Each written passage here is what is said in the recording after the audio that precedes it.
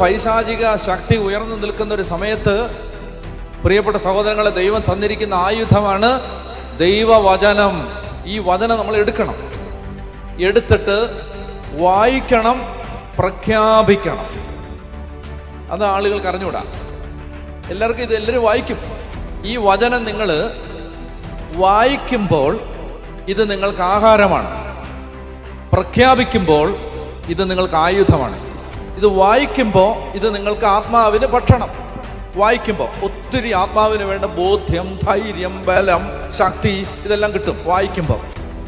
എന്നാൽ പ്രഖ്യാപിക്കുമ്പോൾ ഇതേ വചനം ആയുധമായിട്ട് മാറും.